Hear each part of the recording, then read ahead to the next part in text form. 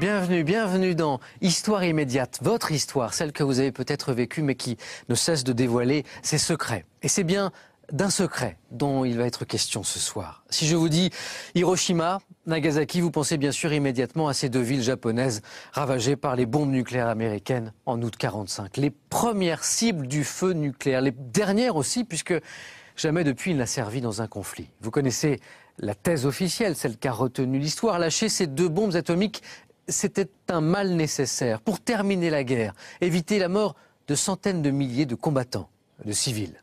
Le documentaire que vous allez voir ce soir pose cette question. Et si on nous avait menti? Et si les Américains avaient menti? Et si ces bombes avaient été larguées pour de toute autre raison? Pour envoyer un message diplomatique clair aux Russes en ce début de guerre froide? Pour justifier les milliards de dollars investis dans leur conception? Pour les tester? Tout simplement, plus de 100 000 morts, plus de 100 000 morts pour ces raisons-là. Pourquoi Hiroshima? Pourquoi Nagasaki? Voilà la question qui est posée ce soir. Et puis celle-ci aussi que nous aborderons avec nos invités. Anne Lauvergeon, Pierre Jox, Jean Guinel. Hiroshima nous a fait entrer dans l'ère du nucléaire. Est-il possible aujourd'hui d'en sortir? Vous êtes sur le point de découvrir la face cachée d'Hiroshima. Très bonne soirée sur France 3.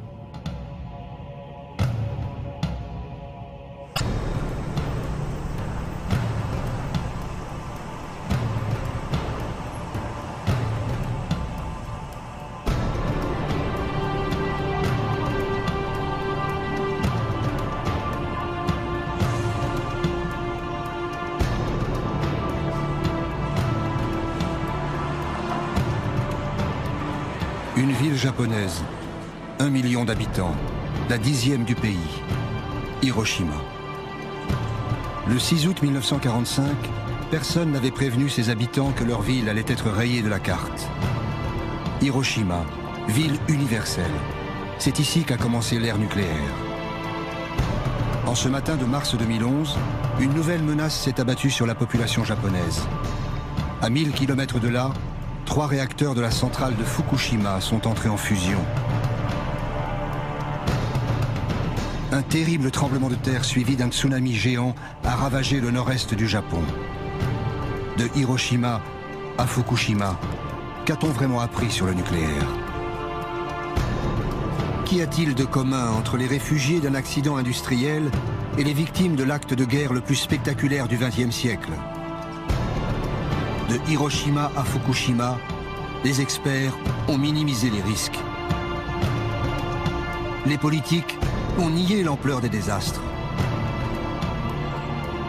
Et les excuses des industriels n'y changent rien.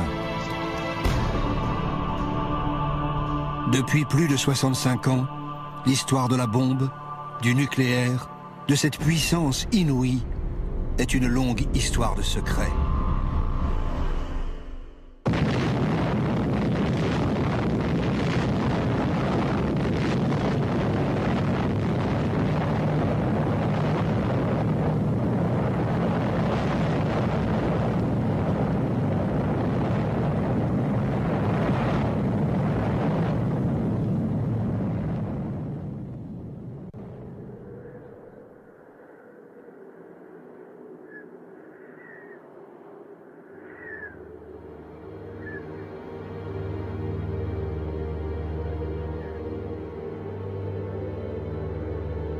Ces silhouettes ont été imprimées à jamais sur les dernières parois restées debout après la première explosion nucléaire. Dans un rayon de 200 mètres, les corps qui ne se sont pas volatilisés sont carbonisés.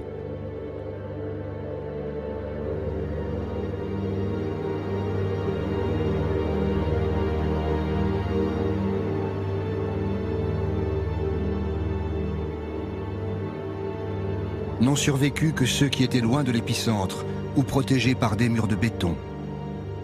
Dès le lendemain de l'explosion, le docteur Hachiya tente d'aider les blessés. Tous sont atteints d'un mal mystérieux. 9 août. Hier, un de nos malades s'est plaint toute la journée de douleurs dans la bouche. Aujourd'hui, de nombreuses petites hémorragies apparaissent dans sa bouche et sous sa peau. Quand cet homme est arrivé à l'hôpital, il se plaignait seulement d'une grande faiblesse. En apparence, il n'avait aucune blessure. Ce matin, d'autres malades commencent à avoir des hémorragies sous-cutanées auxquelles s'ajoutent des vomissements de sang. Pourtant, parmi eux, aucun ne présente de symptômes connus.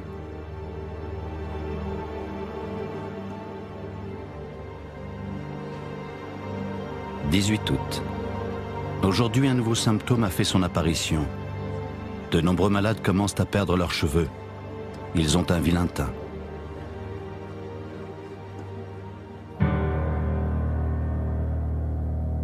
Les observateurs dépêchés sur place par l'armée japonaise ne savent pas quoi penser. Hiroshima et Nagasaki ont été anéantis par une arme inconnue. Cela ne semble pas être un gaz toxique.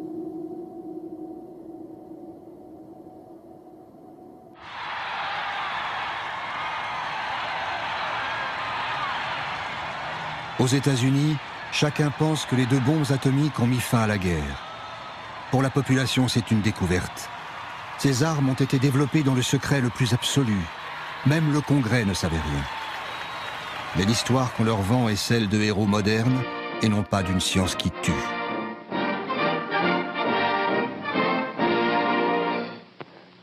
On July 16, 1945, at Alamogordo, the atomic age was born. Minus 20 seconds.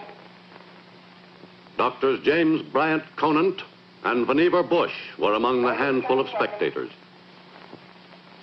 Minus 5 seconds. Now!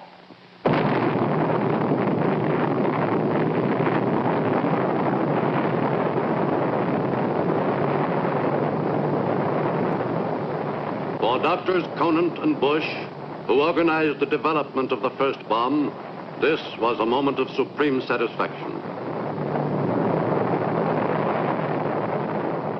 Ce film de propagande raconte l'histoire de la bombe, version US Army. C'est une fiction. Seuls les personnages sont réels. Il y a Leslie Groves, le militaire, chef du plus grand projet de l'Amérique en guerre, le projet Manhattan.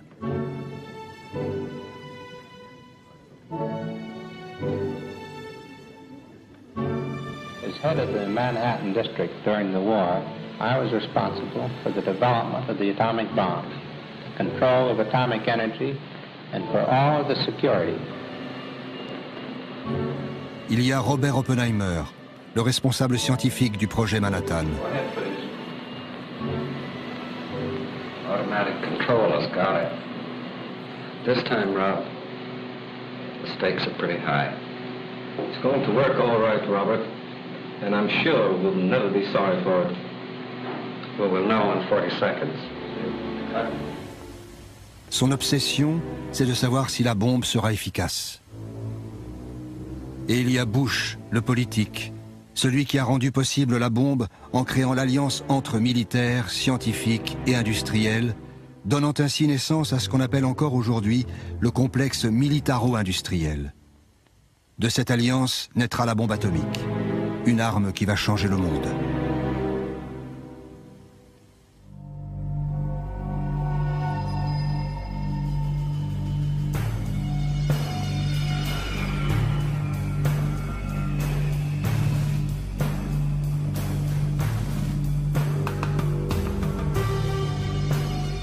Los Alamos est un centre de recherche militaire depuis 1943.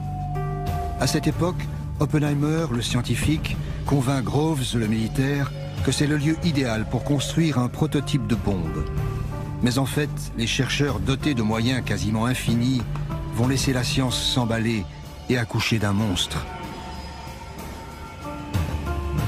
Hiroshima devait être détruite pour prouver que la bombe atomique était l'une des plus grandes réussites scientifiques de tous les temps.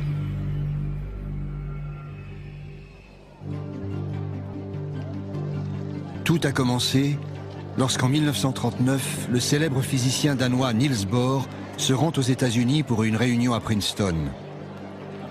Bohr est porteur d'une mauvaise nouvelle. Des chercheurs allemands auraient réussi la fission d'un noyau d'uranium. L'opération pourrait produire une énergie phénoménale.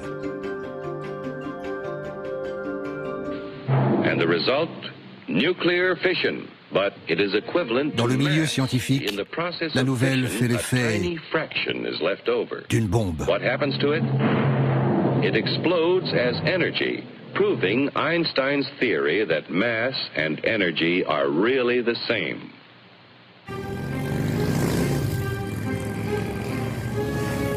Au même moment, en mars 1939, les armées allemandes occupent la Tchécoslovaquie. Ce n'est pas seulement une catastrophe pour l'Europe centrale. Les nazis fondent du même coup main basse sur la plus grande mine d'uranium d'Europe.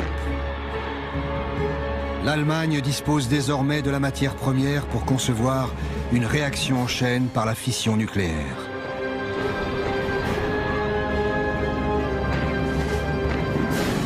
Puis, c'est la guerre.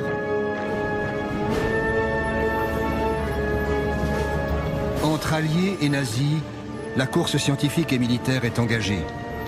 Mais aux États-Unis, l'opinion publique est très hostile à toute intervention dans le conflit européen. Dilemme pour le président Roosevelt. Il doit respecter ses électeurs, mais aussi préparer son pays à toute éventualité. This nation will remain a neutral nation, but I cannot ask that every American remain neutral in thought as well. Albert Einstein est le plus célèbre des physiciens réfugiés en Amérique. Comme tous les exilés européens, juifs et non-juifs, il sait de quoi Hitler est capable. Impossible donc de rester en dehors de la course aux armements. Poussé par le chercheur hongrois Szilard, il décide d'écrire au président des États-Unis.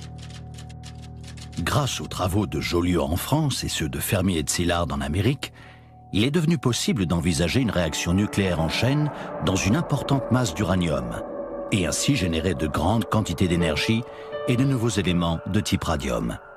Cela pourrait aussi conduire à la fabrication de bombes. Une seule bombe de ce type, transportée en bateau et explosant dans un port, pourrait bien détruire le port tout entier et ses environs. À cette époque, ils ne sont qu'une poignée de chercheurs à avoir compris cet enjeu qui va changer le monde. Un ami d'Einstein transmet la lettre en main propre à la Maison-Blanche. Roosevelt réagit immédiatement. Les nazis se préparent à nous réduire en poussière. Il nous faut agir. Un des conseillers scientifiques de la Maison-Blanche est Vannevar Bush, celui qui deviendra l'un des 3 grands pionniers de l'ère nucléaire. Nous avions compris que la guerre allait se transformer en un combat sans merci, que l'Amérique allait devoir y participer tôt ou tard, que ce serait une lutte très technique, que nous n'étions absolument pas préparés à cela, et enfin, et c'est le plus important, que notre système militaire tel qu'il existait ne pourrait jamais produire à plein régime les nouveaux équipements dont nous aurions certainement besoin. Bush, le politique, est président de la richissime Carnegie Institution. Il décide de mettre autour d'une table scientifique, industrielle et militaire les 3 piliers du futur complexe militaro-industriel. Pour réussir, Groves le militaire en est certain. Il faut des moyens colossaux et garder le plus grand secret.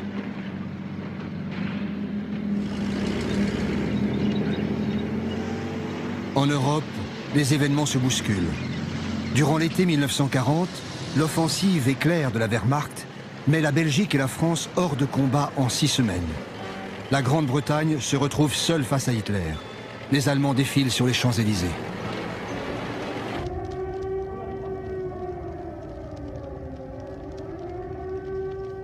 Déjà, leurs avions visent Londres. C'est le Blitz. Les recherches britanniques sur l'atome ont alors une nette longueur d'avance. Cambridge héberge un prestigieux laboratoire de recherche nucléaire.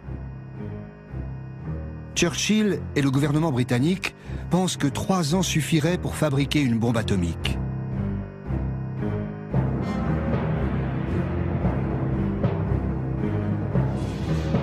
Mais il ne faut surtout pas que ces recherches tombent aux mains des nazis. Pour raconter ce qui se passe ensuite, les films de propagande d'après-guerre nous donnent encore une fois l'impression de suivre en direct une affaire top secret. Bush, le politique, s'inquiète auprès d'un de ses collègues des attaques sur Londres. The Germans are certainly working on an atomic bomb. As Harold Urey told you, they're getting a whole output of heavy water from the big Norwegian plant. They couldn't be doing it for anything else. Yeah. What was your impression of British progress?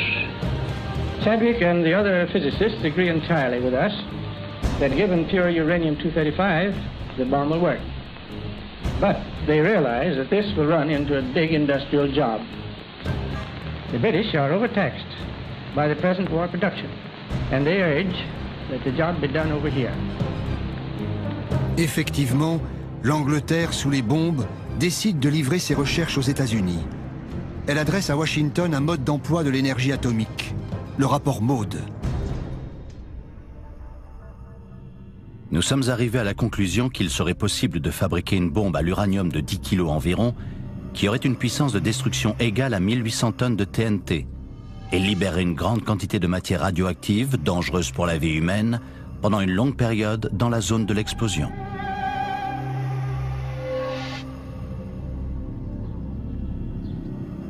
Face à cela, Roosevelt fait un choix politique.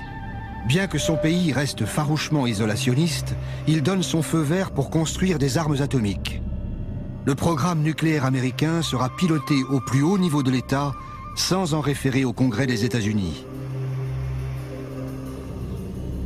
La censure militaire s'abat sur la physique nucléaire. Elle disparaît des pages des revues scientifiques. Silence absolu, sécurité oblige.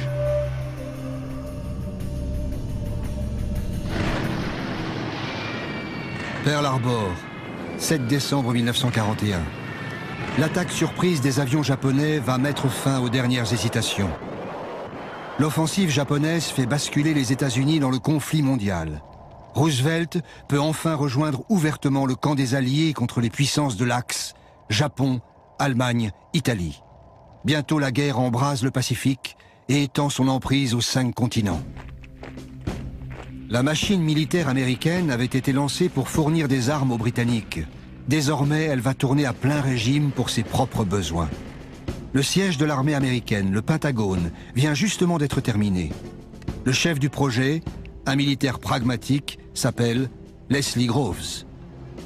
En septembre 1942, on lui confie une autre mission ultra sensible, accélérer les recherches nucléaires contre l'Allemagne, nom de code, Projet Manhattan. D'autant que les premiers résultats arrivent. Les chercheurs ont isolé un nouvel élément, le plutonium, plus lourd que l'uranium et plus efficace pour fabriquer une bombe.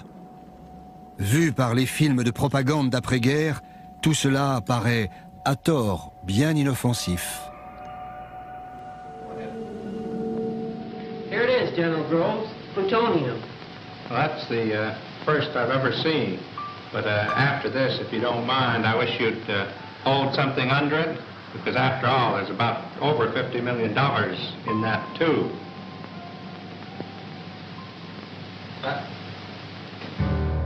Ces recherches nécessitent une armée de scientifiques, d'ingénieurs et de techniciens répartis sur tout le territoire américain. Pour coordonner ces équipes, Groves, le militaire, a choisi un outsider, professeur de physique théorique à Berkeley. Un homme qui a même été proche du Parti communiste, Robert Oppenheimer. Il est propulsé à la tête du projet de recherche le plus gigantesque que la science ait connu.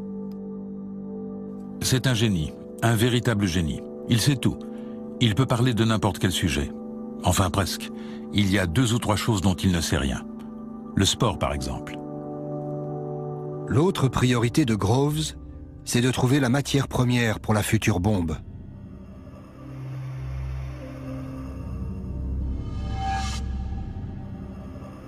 Le plus important, bien sûr, était le minerai d'uranium. La plus grande source d'uranium pendant la guerre était la mine de Chinkolobwe au Congo belge. Et l'homme clé dans ce domaine était M. Edgar Sangier, le directeur de l'Union minière du Haut-Katanga. Sangier est un industriel belge et un homme d'affaires prévoyant. Dès 1940, il a ordonné que toutes les réserves d'uranium belges soient mises à l'abri des nazis et envoyées aux États-Unis. En ce printemps 1942, Groves, le militaire, découvre donc avec stupéfaction que 1250 tonnes du précieux minerai sont stockées à portée de main dans le port de New York. Un formidable cadeau. L'approvisionnement du projet Manhattan est maintenant assuré. Parallèlement, un changement essentiel se produit. Pendant l'été 1942, le Troisième Reich renonce à son programme nucléaire, sauf que les Alliés n'en sauront rien. Pour Albert Speer, devenu ministre de l'armement et de la production de guerre, les dirigeants nazis n'ont pas compris le bouleversement radical que signifiait l'arme atomique. Hitler m'avait quelquefois parlé de la possibilité d'une bombe nucléaire, mais cette idée dépassait ses capacités intellectuelles. Il était incapable de saisir le caractère révolutionnaire de la physique nucléaire.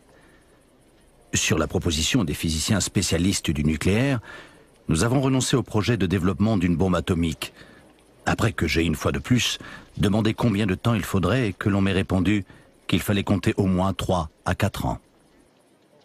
Berlin a des soucis bien plus pressants.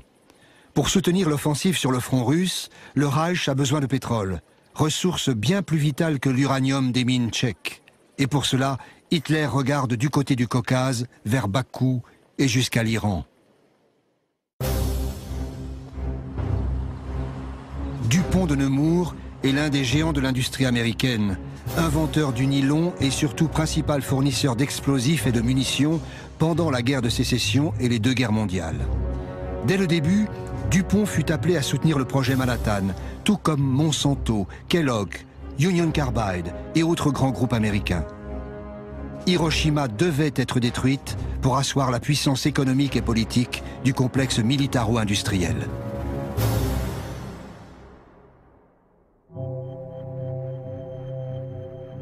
Deux mois après que l'Allemagne a arrêté son projet nucléaire, la salle de squash de l'Université de Chicago est devenue un gigantesque assemblage de graphite et d'oxyde d'uranium. C'est le prototype CP1, une pile nucléaire de 350 tonnes. Autrement dit, le tout premier réacteur atomique que les chercheurs alliés veulent tester au plus vite. L'expérience a lieu le 2 décembre 1942. Secret militaire oblige. Ni l'université, ni les étudiants, ni la ville de Chicago n'ont été prévenus. Devant un public de savants, l'Italien Enrico Fermi, prix Nobel de physique, ordonne le démarrage de la réaction en chaîne. S'il s'est trompé dans ses calculs, il y aura une explosion nucléaire en plein centre-ville de Chicago.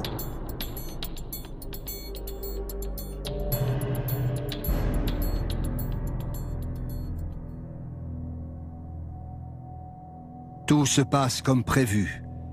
Pour la première fois de l'histoire, l'homme a réussi à maîtriser l'énergie nucléaire. Nous savions que nous étions sur le point de libérer un géant. Pourtant, en réalisant que nous l'avions réellement fait, nous éprouvâmes un sentiment étrange. Parmi les spectateurs, un autre homme est fasciné par l'expérience. Il s'appelle Crawford Greenwalt. Il est ingénieur chimiste chez Dupont de Nemours. La concentration de neutrons dans la pièce est montée bien au-delà des limites autorisées. Et les radiations gamma juste au-dessus des limites tolérables pour un être humain en l'espace de 24 heures. Le résultat de l'ensemble fut bien meilleur que ce qui était attendu. Et pour moi, ce fut une expérience saisissante. Greenwalt, l'industriel, assiste à l'expérience sur l'invitation du général Groves. Pour faire passer le projet Manhattan à sa phase industrielle, Groves a en effet besoin d'un conglomérat rompu à la confidentialité et capable de superviser des corps de métier qui vont manipuler d'importantes quantités d'uranium et de plutonium hautement radioactifs.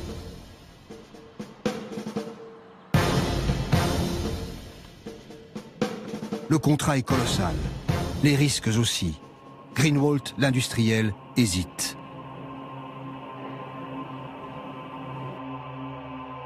Pour ne pas se faire traiter de profiteur de guerre, Dupont signera finalement un contrat ne lui procurant qu'1 dollar symbolique de bénéfices par an.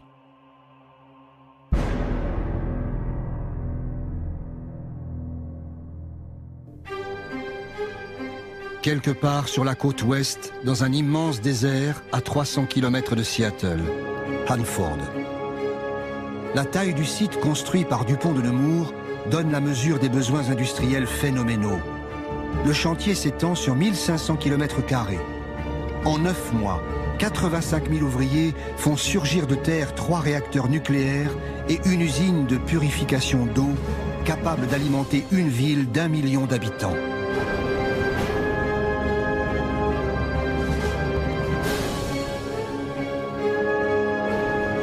Des dizaines de milliers d'employés dorment sur place. Tous ont signé un contrat qui les oblige au secret. Les conversations téléphoniques sont écoutées. Le courrier est lu et censuré. Hanford est une usine de production de plutonium. Inquiet des effets des radiations pour ses troupes, Greenwalt, l'industriel, exige des garanties. Groves, le militaire, s'engage à ce que le gouvernement américain paye 10 millions de dollars par tête en cas de blessure, maladie ou décès. Une somme faramineuse pour l'époque.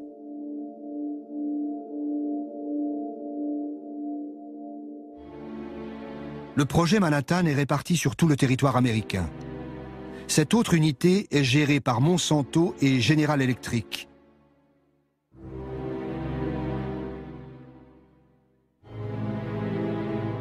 On y produit l'uranium-235 et les autres matières premières nécessaires à la bombe.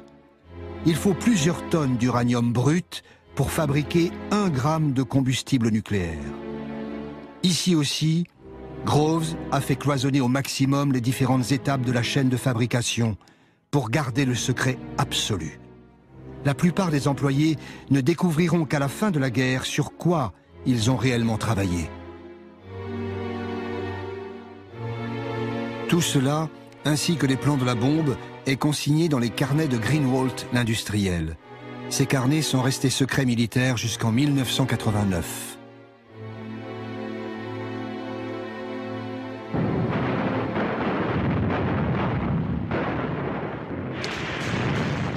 Début 1943, le vent de la guerre tourne. Sur le front européen, la déferlante allemande vers le Caucase a été stoppée net à Stalingrad. Épuisée par l'hiver russe, la 6e armée se rend aux soviétiques.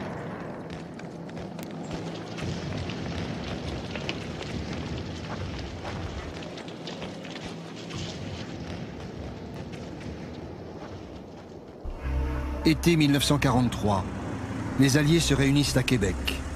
Churchill a provoqué la rencontre dans un but précis, ne pas laisser aux États-Unis le monopole du nucléaire. La Grande-Bretagne, les USA et le Canada décident de s'associer au sein du projet Manhattan. Le Canada possède d'importantes mines d'uranium.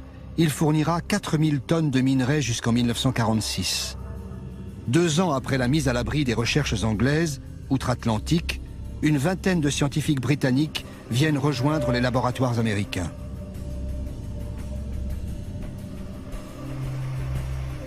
Les nouvelles recrues viennent immédiatement rejoindre les milliers de chercheurs, ingénieurs et techniciens qui travaillent sur le projet Manhattan.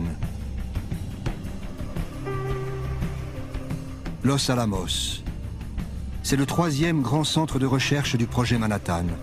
On y vit sous haute sécurité, en famille, en vase clos, moyenne d'âge 27 ans. C'est dans ce lieu ultra sensible que convergent tous les matériaux produits sur les différents sites industriels. Ils vont permettre d'assembler les premières bombes atomiques. Parmi les scientifiques arrivés via Londres, il y a le matricule K22, Klaus Fuchs. Personne ne sait que ce jeune physicien allemand est un communiste à la solde de Moscou. La géopolitique s'installe dans le monde des scientifiques. Sur place, chercheurs et militaires se posent des questions très concrètes. Quelle arme construire? Des bombes de précision pour décimer la flotte ennemie? Ou plutôt une arme de destruction massive, comme l'écrit Oppenheimer, le scientifique, à son ami Enrico Fermi? Je souhaiterais vous entretenir de la question des aliments empoisonnés par des produits radioactifs. Je voudrais recommander un report du projet dans la mesure du possible. Je pense que nous ne devrions pas envisager de mener à bien ce projet si nous ne pouvons pas empoisonner assez de nourriture pour tuer 1 demi-million de personnes. Les chercheurs de Los Alamos penchent pour une bombe à effet massif. Mais surtout, ils veulent mieux connaître les effets de la radioactivité.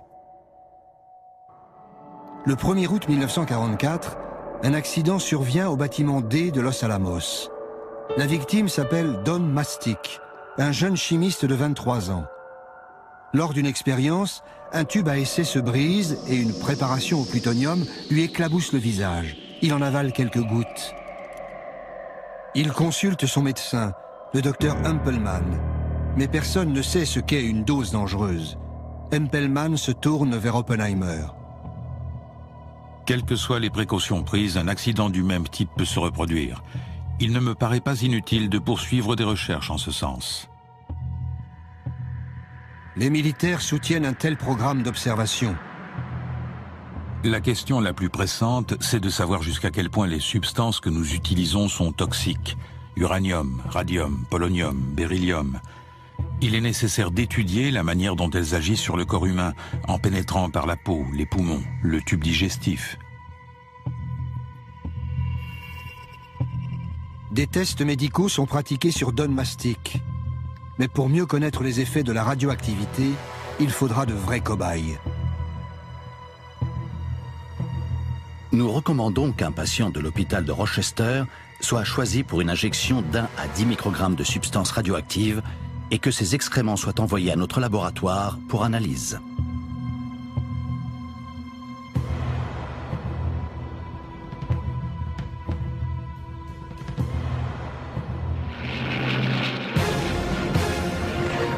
Au tournant de l'été 1944, loin des laboratoires américains, l'armée rouge fait son entrée en Pologne. Les Alliés occupent la Sicile et débarquent en Normandie, ouvrant un nouveau front à l'ouest. La future bombe ne sera peut-être plus nécessaire en Europe.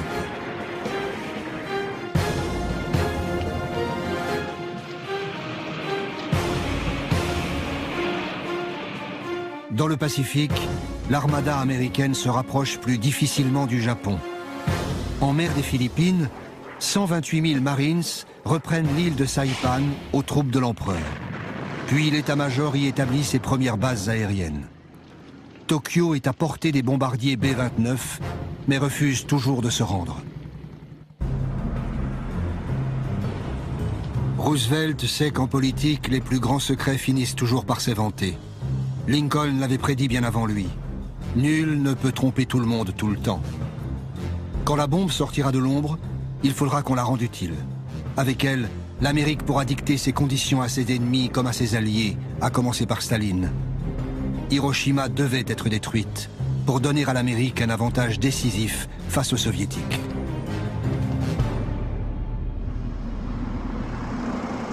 À l'été 1944, Churchill et Roosevelt se retrouvent à Hyde Park, près de New York. Pour eux, les défaites allemandes ne changent rien. Le projet Manhattan doit aboutir coûte que coûte.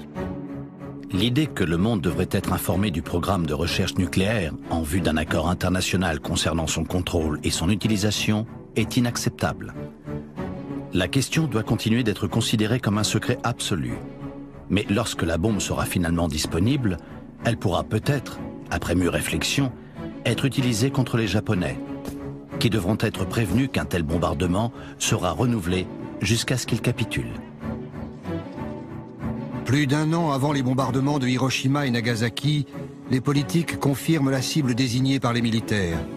Ce sera le Japon.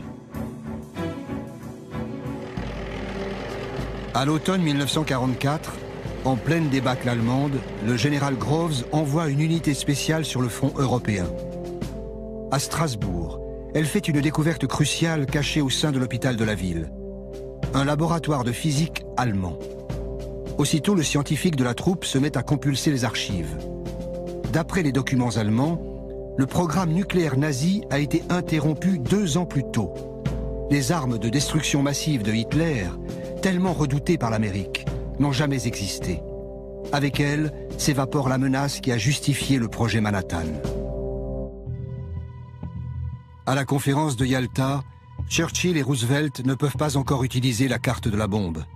Et les informateurs de Staline ne lui ont pas encore livré tous les secrets du projet Manhattan. Alliés et soviétiques commencent à se partager le monde avant que ne débute l'ère nucléaire. Staline est intéressé par des territoires chinois, occupés par les Japonais. Il s'engage à attaquer l'armée japonaise 90 jours après la chute de Berlin.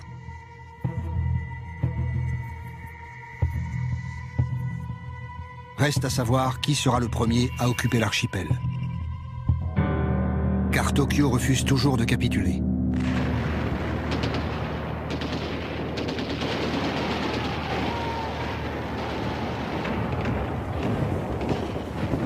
Dans le Pacifique, la prise de l'île d'Iwo Jima est longue et difficile.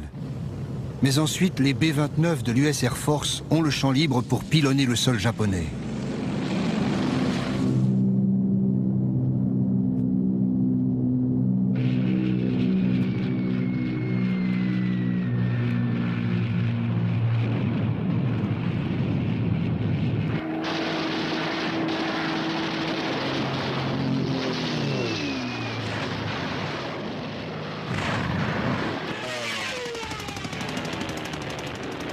Tokyo et la plupart des grandes villes de l'archipel subissent des raids incessants. Plus de 8 millions d'habitants sont déplacés. Dans la seule nuit du 9 mars 1945, un déluge de bombes incendiaires fait plus de 100 000 morts dans la capitale japonaise. Le pays est affamé, à court de vivres, de carburant et de munitions. Sa puissante marine est totalement anéantie. Les kamikazes se battent jusqu'au bout, dans des avions de fortune, sans essence pour le retour. Leurs sacrifices font croire que le Japon ne renoncera jamais.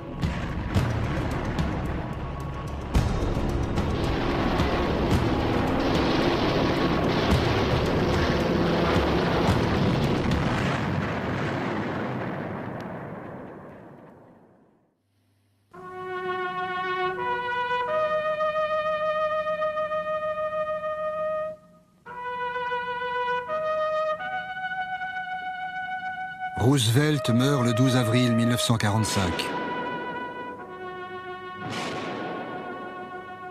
Son successeur, Harry Truman, un ancien sénateur spécialiste des affaires militaires, ignore tout du projet Manhattan. Pourtant, il était vice-président des États-Unis depuis 6 mois. Son secrétaire d'État à la guerre lui apprend que Roosevelt lui lègue un secret écrasant.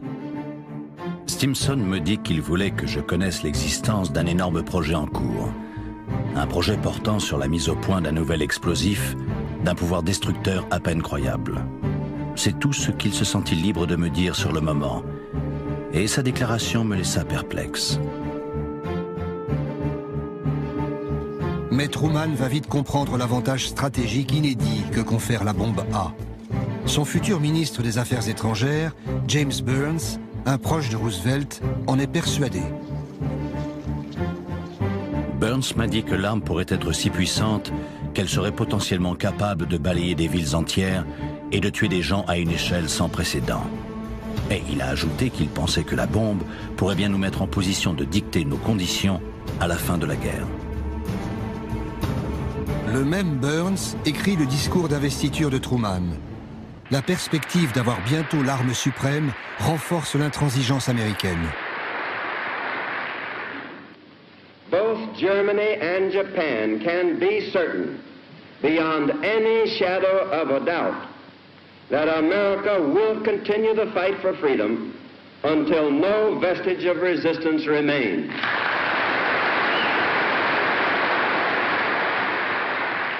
Our demand has been, and it remains, unconditional surrender. Une capitulation sans condition. À Washington, les diplomates américains savent bien que cette demande est inacceptable pour les Japonais.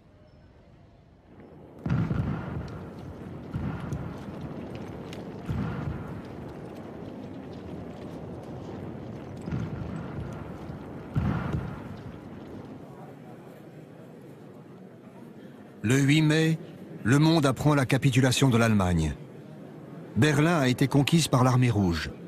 Les soviétiques ont aussi libéré Varsovie, Prague, Budapest et Sofia. Staline n'a pas l'intention de s'en retirer de sitôt. Conformément à l'accord secret de Yalta, Moscou se prépare maintenant à entrer en guerre contre le Japon. Les troupes soviétiques commencent à s'amasser en Mandchourie, au nord-est de la Chine.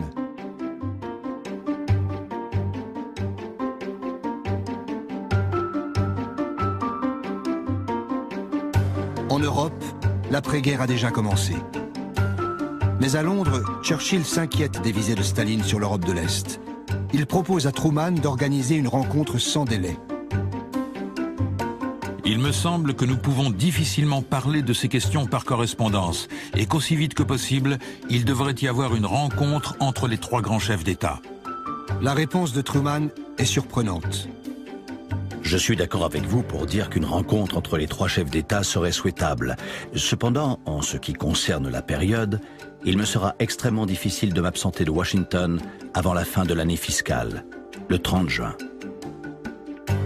Étonné par l'attentisme du nouveau président, alors que Staline bouge ses pions sur l'échiquier européen, Churchill insiste. Je pense que la rencontre devrait avoir lieu en juin et j'espère que votre année fiscale ne la retardera pas. Truman cherche à gagner du temps. Il fait savoir à Staline qu'il ne sera pas disponible avant le milieu du mois de juillet. Churchill est furieux. Je considère que la date du 15 juillet, je répète juillet, le mois qui suit le mois de juin, est beaucoup trop tardive pour aborder les questions urgentes qui demandent que nous les traitions ensemble. J'avais proposé le 15 juin, je répète juin, le mois qui précède le mois de juillet. Mais si ce n'est pas possible, pourquoi pas le 1er juillet, le 2 ou le 3 ? Truman finit par imposer sa volonté. La réunion se tiendra à Potsdam, près de Berlin, le 15 juillet. 15 juillet. C'est le jour qui a été choisi pour le premier essai d'une bombe au plutonium sur le site d'Alamo-Gordo.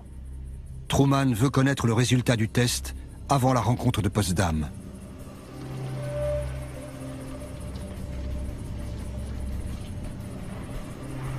Sur le site d'Alamo-Gordo, comme à Los Alamos, les équipes travaillent 12 heures par jour, 7 jours sur 7.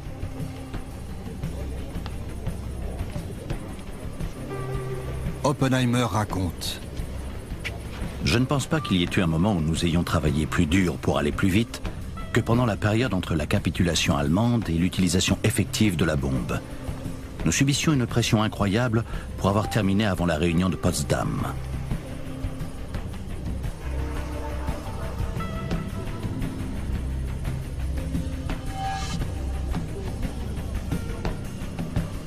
À Washington, on ne se demande plus s'il faut utiliser ou non la bombe contre le Japon, mais quand et surtout comment.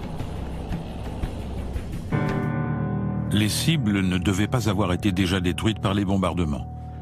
Il était aussi souhaitable que la première cible soit d'une taille telle que les dégâts se limitent à son périmètre. Comme ça, nous pourrions mieux déterminer la puissance de la bombe.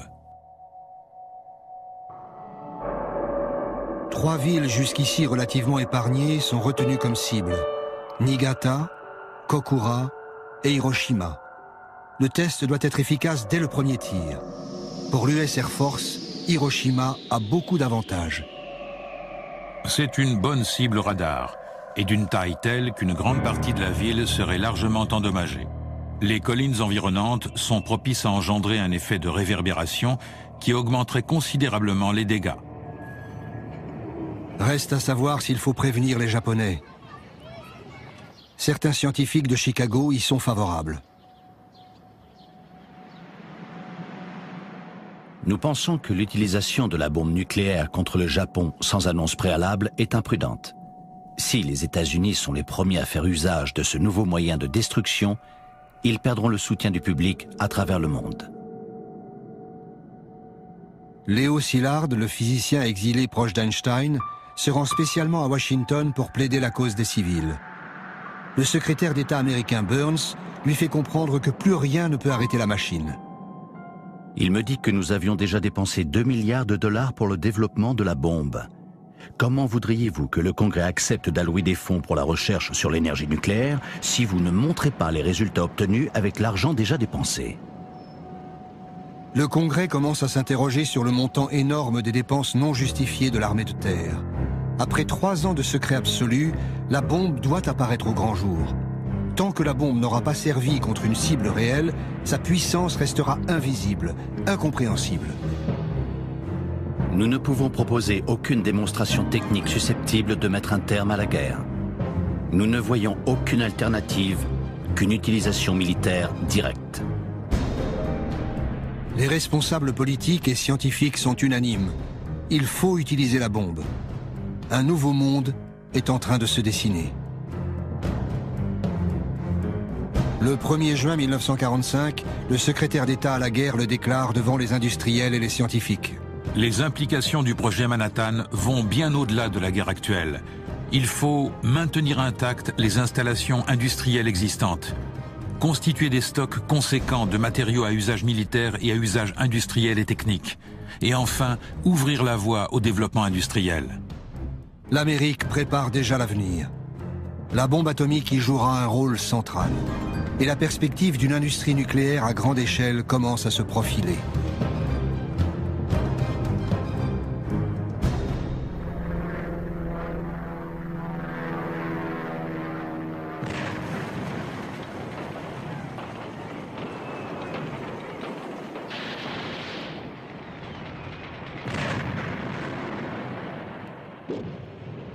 L'armée américaine s'empare de l'île d'Okinawa. C'est la bataille la plus sanglante de la guerre du Pacifique. 12 000 GIs et plus de 100 000 soldats japonais sont tués et au moins autant de civils.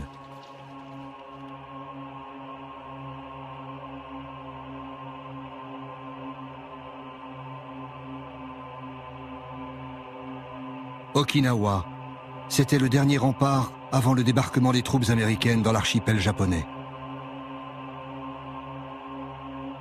À Tokyo, le palais impérial cherche avant tout un moyen de négocier la fin de la guerre sans sacrifier l'empereur. Quelques jours avant la conférence de Potsdam, il tente de faire passer le message via Moscou.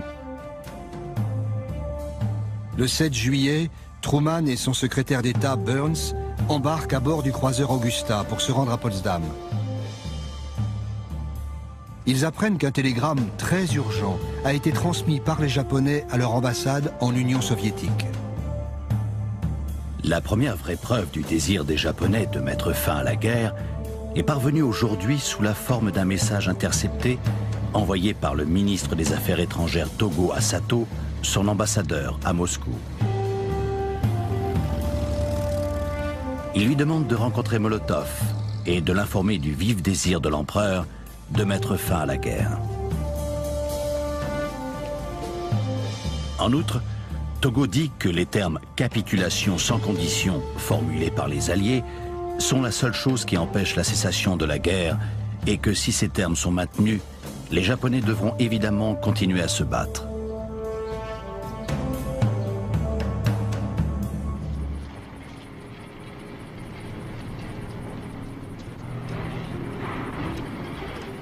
Dans le désert du Nouveau-Mexique, le jour tant attendu est arrivé. Tout est prêt pour le premier test nucléaire jamais réalisé. Nom de code, Opération Trinity. Le général Groves raconte les derniers préparatifs. Le test avait été programmé pour 4 heures du matin le 16 juillet.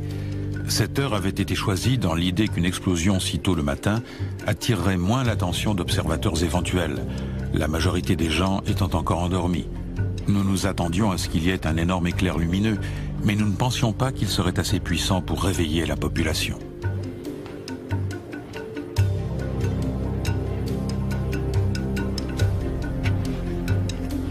On l'appelle le gadget, une bombe à implosion contenant 6 kilos de plutonium. 150 000 personnes ont œuvré à la création de ce monstre de métal dont le cœur est à peine plus gros qu'une balle de tennis.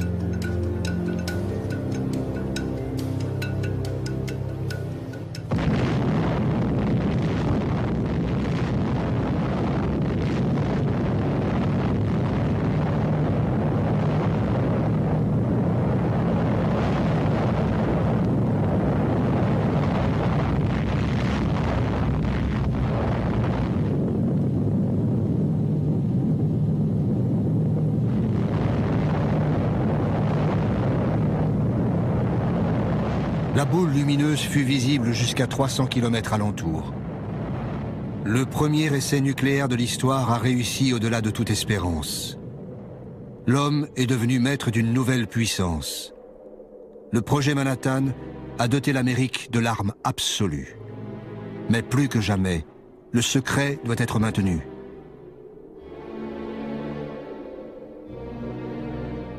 Groves, le militaire, fait diffuser un communiqué préparé à l'avance. Un dépôt de munitions situé aux confins d'Alamogordo, contenant une grande quantité de puissants explosifs et de matériel pyrotechnique, a explosé. L'accident n'a fait aucune victime et les dégâts matériels, en dehors de l'entrepôt lui-même, sont négligeables. Le communiqué officiel de Groves n'a rien à voir avec la réalité. Mais dès cette époque, il faut couper court aux interrogations de la population.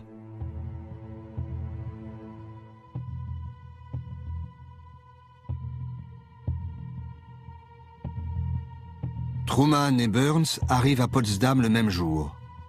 On leur transmet aussitôt un télégramme crypté en provenance d'Alamogordo. Opéré ce matin. Diagnostic encore incomplet, mais les résultats semblent satisfaisants et dépassent déjà les prévisions. Lors de sa première rencontre avec Staline, Truman n'a pas encore compris tout ce que cela signifie. La conférence se poursuit. Comme promis, à Yalta, les Soviétiques interviendront contre le Japon à partir du 15 août. Mais les nouvelles qui affluent du Nouveau-Mexique, les heures et les jours suivants changent complètement la donne. Churchill note tout de suite un changement dans l'attitude des Américains. Il n'en comprend la cause que le lendemain, à la lecture du rapport complet du général Groves. Maintenant, je sais ce qui est arrivé à Truman hier. À la réunion, après avoir lu ce rapport, il était un autre homme.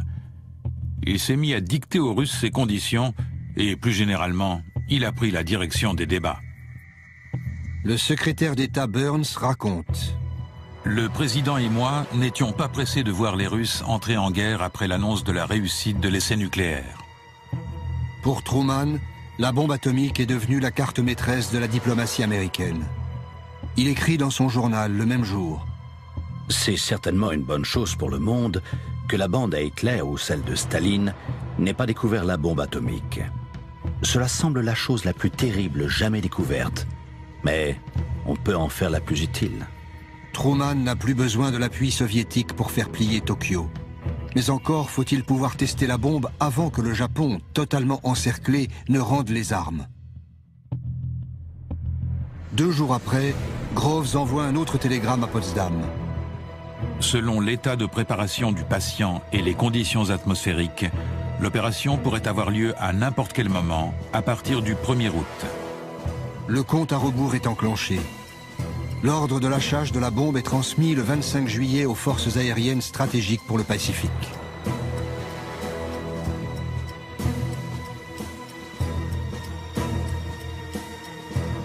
La proclamation finale des Alliés est signée par Truman, Churchill et Chiang Kai-shek.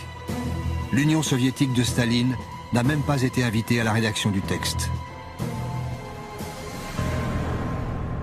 Nous appelons le gouvernement japonais à accepter maintenant la capitulation sans condition de ses forces armées et de nous donner ainsi l'assurance de sa bonne foi. L'autre alternative pour le Japon sera une destruction rapide et totale. Furieux, Staline comprend qu'il a été trahi. Grâce à son espion à Los Alamos, il sait que la bombe est prête. Il accélère le déploiement de ses troupes en Extrême-Orient pour tenter d'occuper le Japon en premier. À Potsdam, s'est écrit le premier chapitre de la guerre froide.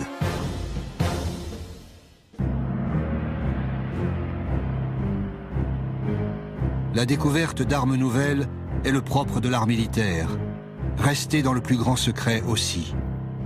La légende veut cependant que le largage de 2 bombes atomiques ait permis de sauver la vie de millions de GIs et de civils en écourtant la guerre. En fait, Hiroshima devait être détruite pour exposer au monde la surpuissance de l'arsenal américain.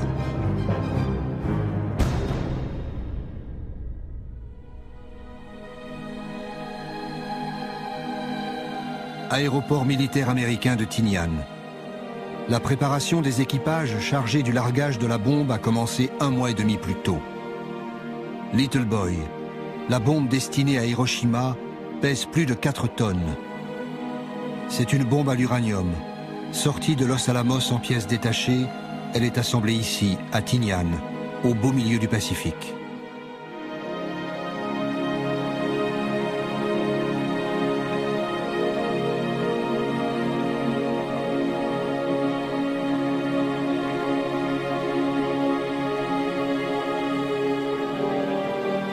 Un bombardier B-29 est aménagé pour recevoir la bombe. Il est baptisé Enola Gay, en hommage à la mère du pilote.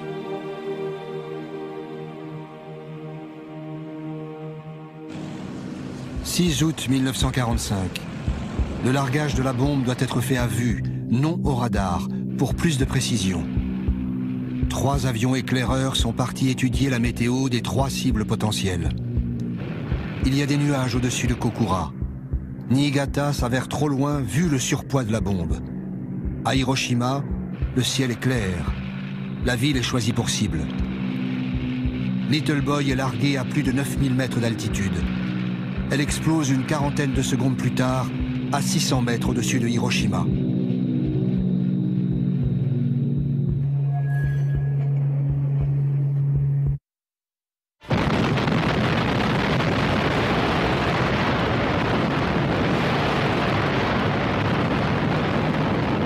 La boule de feu libérée par l'explosion nucléaire atteint la température d'1 million de degrés centigrades. Elle se propage au-delà de la vitesse du son en brûlant tout l'oxygène sur son passage. C'est un soleil en train de naître à la surface de la Terre.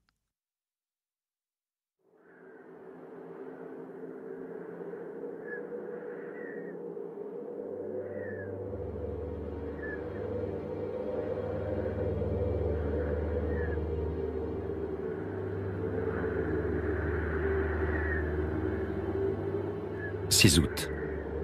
Soudain, il y a un éclair, puis un autre. Ombre et reflet, tout a disparu. Il n'y a plus qu'un nuage de poussière au milieu duquel je n'aperçois qu'une colonne de bois qui supportait ma maison. Hiroshima, 8h15. Le docteur Hachiya se préparait à partir pour l'hôpital. Il note ces phrases dans son journal le jour même de l'explosion. Instinctivement, je me mets à courir, ou du moins j'essaie. Inutilement. Des poutres jonchent le sol. Je me sens extraordinairement faible. Je dois m'arrêter pour reprendre des forces. C'est là que je m'aperçois que je suis complètement nu. Où sont passés mon pantalon et mon maillot? Je regarde mon côté droit, il est tout ensanglanté. J'ai également une blessure à la cuisse. Quelque chose de chaud coule dans ma bouche. Ma joue est déchirée. Le souffle de l'explosion a été d'une puissance inouïe. En un instant, une seule bombe à uranium a rayé de la carte une ville de 350 000 habitants. 4 km² réduits en cendres. Les maisons ont brûlé. Le fer s'est tordu sous la chaleur. Tout se passe comme dans un mauvais rêve. Je vois venir des ombres, des espèces de fantômes qui marchent les bras écartés. Je me demande pourquoi. Tout à coup, je comprends qu'ils sont brûlés et qu'ils se tiennent les bras écartés pour éviter le contact avec leur propre peau. L'explosion a tué 70 000 personnes. 70 000 autres seront emportés par les effets de l'irradiation dans les mois suivants. 200 000 habitants ont survécu. Ce sont les Hibakusha, les irradiés de la bombe atomique.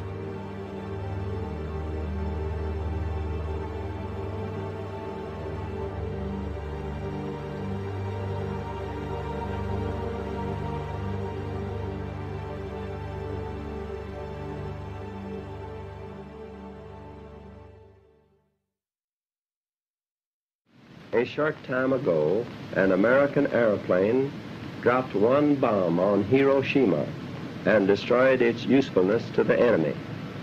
That bomb has more power than 20,000 tons of TNT. It is an atomic bomb. It is a harnessing of the basic power of the universe. 2 jours après l'explosion de la bombe sur Hiroshima, les Soviétiques déclarent la guerre au Japon. 1,5 million de soldats franchissent les frontières de la Mandchourie, occupée par le Japon depuis 1931. Les troupes japonaises ne livrent pas bataille. À court de munitions, elles se rendent aux Soviétiques.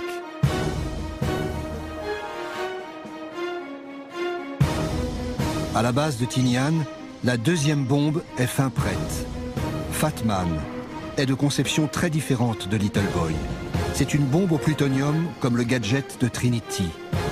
Elle coûte moins cher que Little Boy, elle est plus efficace et sa production en masse est plus facile. Il faut absolument l'essayer.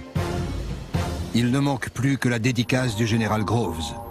Resté aux États-Unis, il laisse faire son bras droit, le colonel Farrell. À Hirohito, affectueusement.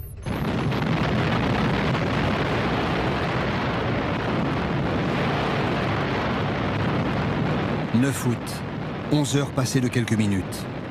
Depuis un B-29, un caméraman filme le champignon atomique au-dessus de Nagasaki. L'avion transporte aussi une cargaison de scientifiques venus observer l'explosion. De retour à la base, l'équipage baptisera le bombardier Necessary Evil. Pour l'histoire, la bombe nucléaire devient un mal nécessaire.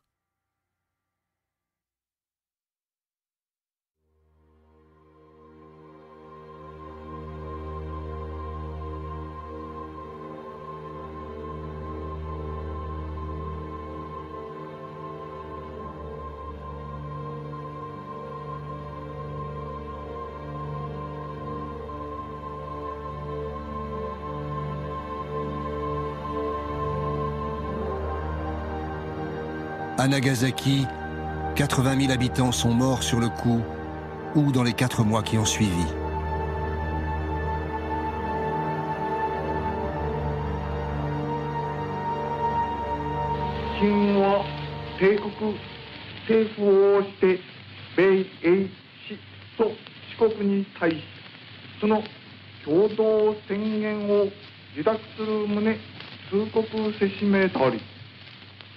Le 15 août 1945, le peuple japonais entend la voix de l'empereur pour la première fois.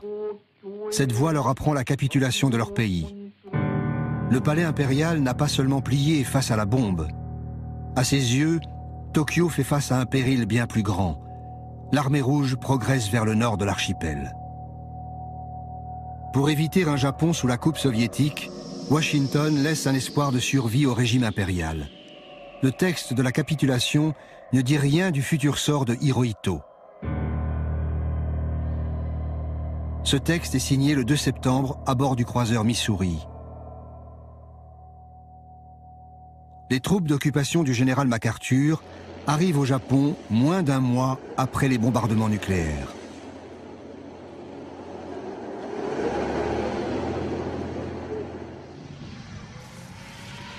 Mais les premiers étrangers à se rendre à Hiroshima et Nagasaki sont des journalistes.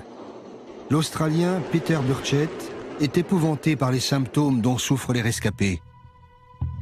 À Hiroshima, 30 jours après la première explosion atomique qui a totalement détruit une ville et stupéfié le monde, des habitants qui n'ont pas été touchés directement par la déflagration souffrent atrocement et continuent à mourir pour des raisons encore inconnues, dont on peut seulement dire qu'il s'agit d'une peste atomique.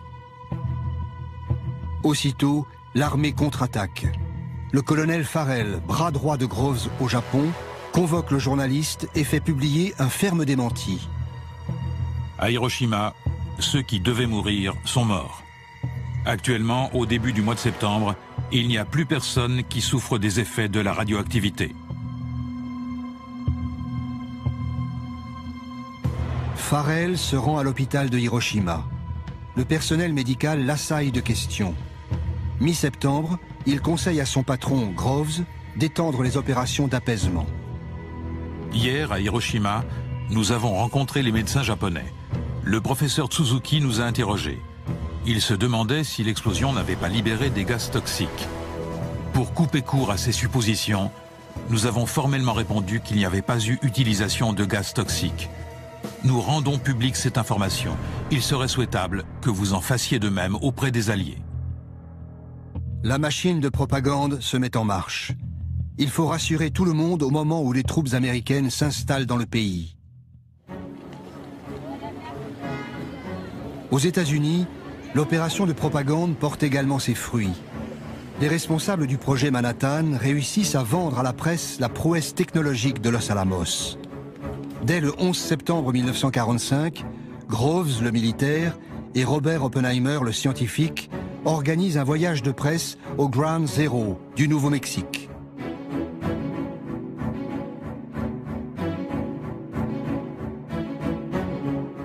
Le site est encore radioactif. Mais Oppenheimer se veut rassurant. Il explique aux journalistes que contrairement aux gadgets de Trinity, les bombes japonaises ont été lâchées de très haute altitude.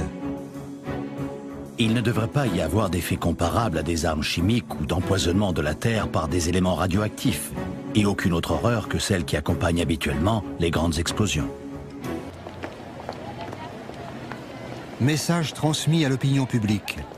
La bombe nucléaire est une bombe propre. Rien à voir avec les armes chimiques interdites par le protocole de Genève.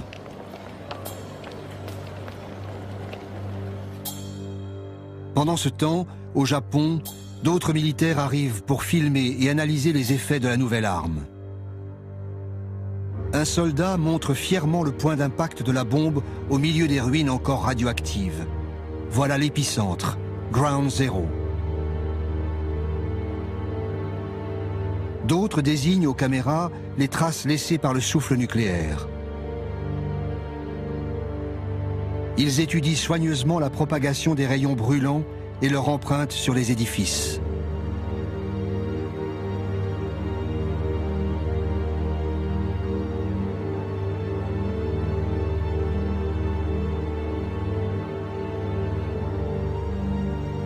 Devant la presse, les forces d'occupation nient avec force la persistance de la radioactivité.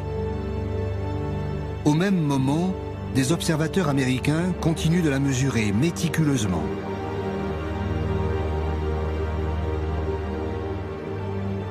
Un GI qui raconte sa mission de patrouille à Nagasaki est stupéfait. Je ne savais pas pourquoi j'étais là. Il n'y avait pas d'habitants, tous avaient péri. Il n'y avait pas d'oiseaux, pas d'animaux, pas de criquets. Il n'y avait rien du tout. C'est difficile de décrire un silence complet comme celui-ci. Au bout d'un an, 9000 Américains et Japonais travaillent à plein temps au département de la censure civile. La censure des troupes d'occupation s'avère redoutablement efficace. Dans les journaux d'Hiroshima, on supprime les caractères d'imprimerie correspondant aux termes « bombardements atomiques » et « radioactivité ». Pendant presque 10 ans, aucun Japonais ne pourra lire d'informations concernant les survivants irradiés, les Hibakusha. Après le feu atomique, c'est une chape de plomb qui s'abat sur Hiroshima et Nagasaki.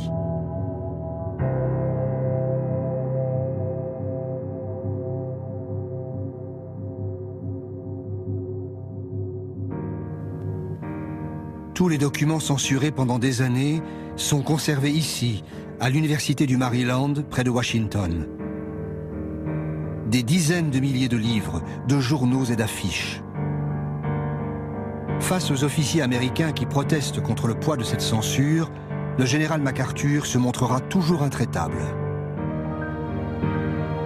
C'est une propagande fausse et pernicieuse qui vise à donner l'impression qu'une forme de censure arbitraire et cynique aurait été instaurée.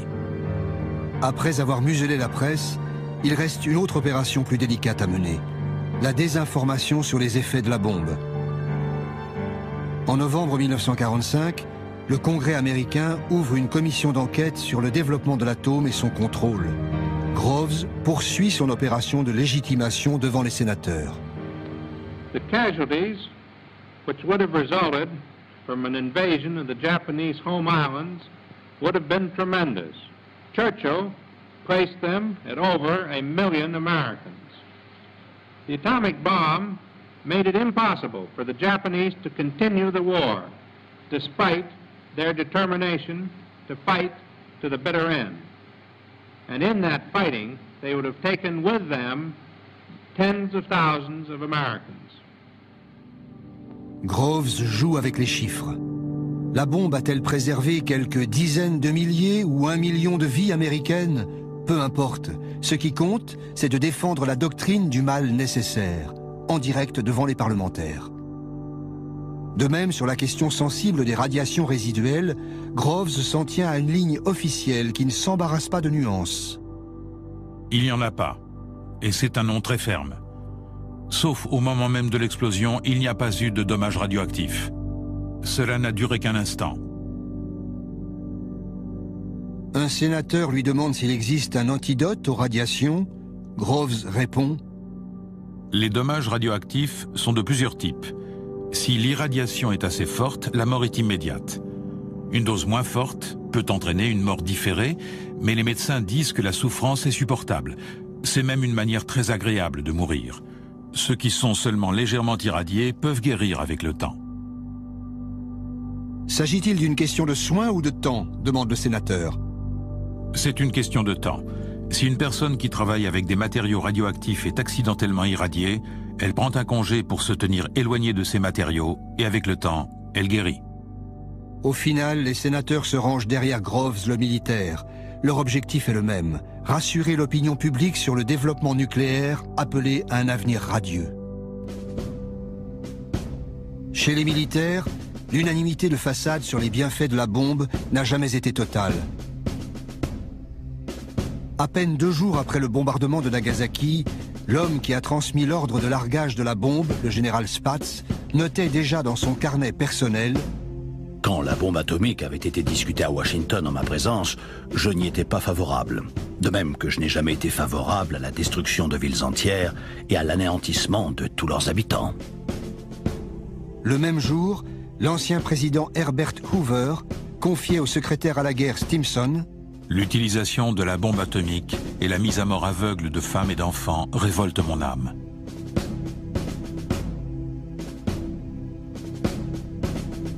Stimson, l'ancien secrétaire d'État à la guerre, est le seul responsable politique à être resté en poste tout au long du projet Manhattan. À l'été 1946, on lui demande de signer un article pour faire cesser la polémique autour de la bombe. Le texte paraît dans le Harper's Magazine. Il déclare une fois pour toutes que l'arme atomique fut l'ultime recours pour terminer la guerre et sauver plus d'1 million de vies américaines. En privé, Stimson avouera ne pas se reconnaître dans ce texte largement inspiré par les responsables du projet Manhattan. Mais la doctrine est définitivement scellée. La bombe était un mal nécessaire et même indispensable.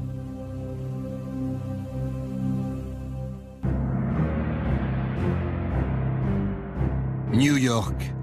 Un congrès réunit scientifiques, industriels et militaires à propos de l'avenir de l'atome. En cette fin de l'année 1945, les hommes de l'ombre qui ont pensé la bombe se félicitent en public. Et ils commencent à préparer l'avenir. We're going to talk about the future and not the past. You've all heard a great deal about what made the Manhattan Project a success, but you're looking now up here at this table at a group of men who haven't been featured in the public press or in addresses or anything of that kind. They represent, and they were the leaders in their particular companies. They represent Carbide and DuPont and Kellex and Monsanto and Tennessee Eastman. And those men did the industrial job that made the Manhattan Project a feasible, practical result instead of something that we were still struggling with. I think you should all remember that.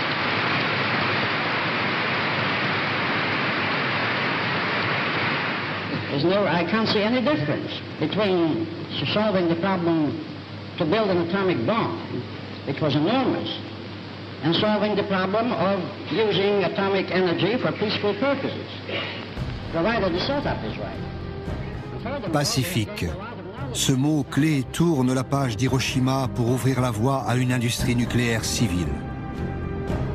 En août 1946, Truman crée une commission à l'énergie atomique, AEC, composée de civils. La guerre est finie.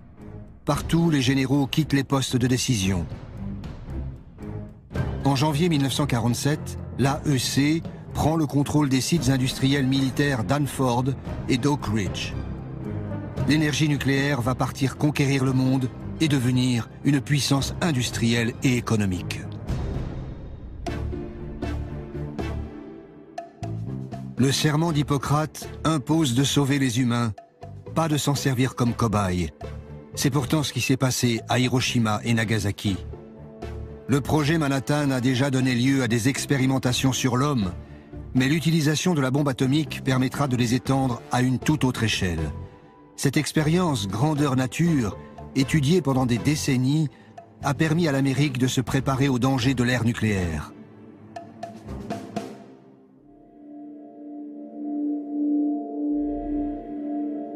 Pour bien comprendre ce secret, il faut revenir au début du projet Manhattan. Les scientifiques, mais aussi les industriels, s'inquiètent très tôt des effets de la radioactivité sur le corps humain. Ils réclament des expériences concrètes. Le jeune scientifique, qui avait avalé du plutonium, n'est que le premier d'une longue série.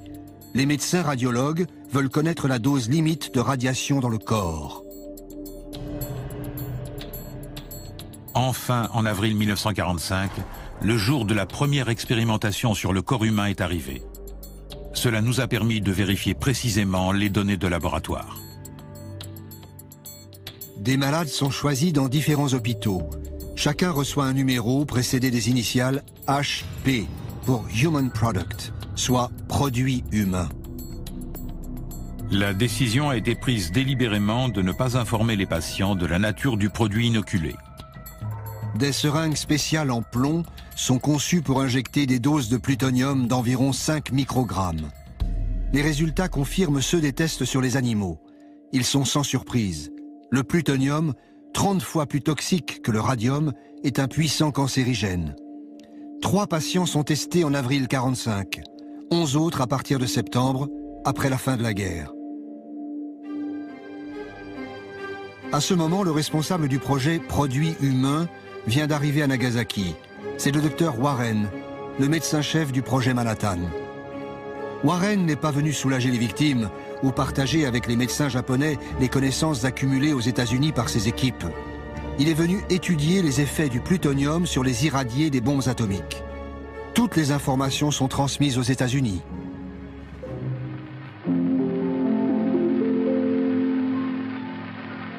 At the end of 2 weeks, which was the critical period, burns and cuts, which appeared to be curing, suddenly worsened. Hemorrhage developed, which could not be stopped. Many died, and the number of deaths kept mounting from day to day. Purpura appeared on the upper half of the body in a majority of cases, and as it spread to all parts of the body, the condition of the victim became worse. Depilation was also a characteristic symptom of the critical period. This soldier was in the barracks 1 kilometer northeast of the epicenter. He suffered no burns, but around the 28th of September, more than 7 weeks after the bombing, depilation developed. Spots appeared, accompanied by a fever of 39.5 degrees and diarrhea.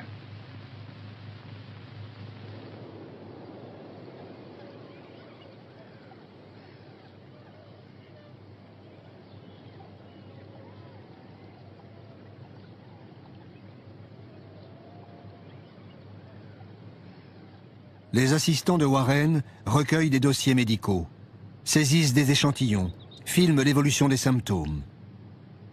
Ils enquêtent sur chaque patient pour savoir où et comment ils ont reçu la bombe atomique, la gravité de leur brûlure.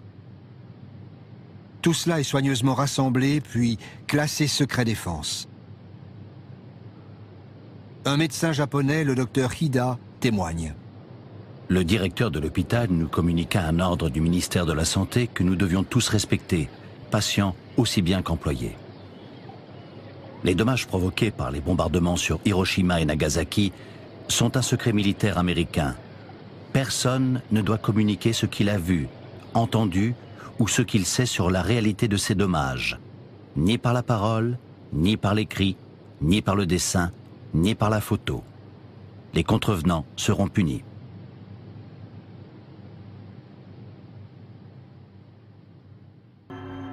Warren, le médecin, est très précis dans ses observations. Son premier rapport, en revanche, est parfaitement dans la ligne officielle. La bombe A n'émet que peu de radiation, brièvement et sans conséquence. Les radiations des explosions nucléaires ayant causé des dommages physiques furent émises principalement pendant la seconde après l'explosion. Quelques blessures ont pu apparaître plus tard, mais toutes se sont produites pendant la première minute. Les 2 autres types de radiation, celle provenant de la fission et celle causée par des objets près du centre de l'explosion, n'ont fait aucune victime. Cela a été prouvé définitivement. De retour aux États-Unis, Warren reprend les tests humains commencés à la fin de la guerre. À l'hôpital de Rochester, une aile spéciale gardée par des militaires est construite à cet effet. Jusqu'à l'été 1947, 11 patients y recevront des injections de plutonium. 3 mourront dès la première année de l'expérience. Effrayée par les risques de scandale, la toute nouvelle commission à l'énergie atomique, AEC, décide d'enterrer le dossier. Il est préférable qu'aucun document ne soit divulgué qui ferait référence aux expériences sur des humains et pourrait avoir un effet négatif sur l'opinion publique ou déclencher des poursuites judiciaires. Les documents concernant ce domaine de travail doivent être classés secrets.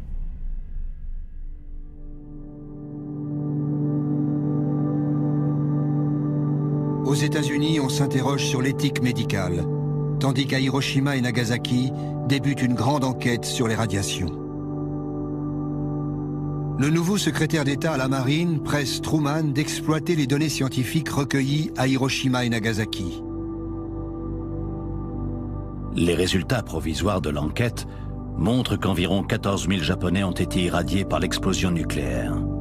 L'étude de ces personnes et des autres habitants est une occasion unique et très importante pour les Alliés de pouvoir mener des recherches médicales et biologiques sur l'influence de la radioactivité. Ces recherches ne doivent pas s'arrêter maintenant, mais être poursuivies sur le long terme. Une occasion unique. Peu après, Truman ordonne la mise en place d'une commission sur les dommages de la bombe atomique, l'ABCC. Elle s'installe à Hiroshima et Nagasaki. Avec l'aide du ministère de la Santé japonais, l'ABCC reprend le travail du docteur Warren à grande échelle. Étudier sur le long terme l'influence des radiations sur les victimes de la bombe. À nouveau, les survivants sont forcés de collaborer pour les enquêtes médicales sans jamais être soignés. À nouveau, les informations recueillies sont classées, compilées, archivées et expédiées aux États-Unis. C'est ainsi que l'Amérique se prépare à affronter les nouveaux dangers de l'ère nucléaire. Les banques de données médicales de l'ABCC sont restées secret défense jusqu'en 1975. En 1973, un rapport confidentiel de l'ABCC expliquait la portée vitale de ces travaux pour les générations futures. Pour les personnes concernées par la protection contre les radiations, les conséquences à long terme des bombes atomiques sont importantes et utiles. Les observations sur le cancer, le vieillissement accéléré, les changements cytogénétiques et les mutations chez les descendants doivent se poursuivre au moins toute la durée de vie des survivants. Ces connaissances sont applicables aux futures politiques de santé dans les nations où les catastrophes radioactives seront un effet indirect du progrès. Le progrès, le mot est lâché. Il sera le leitmotiv des 30 Glorieuses et de la guerre froide. Le progrès à tout prix, sans demander l'avis des peuples. Et le paroxysme du progrès, c'est le nucléaire.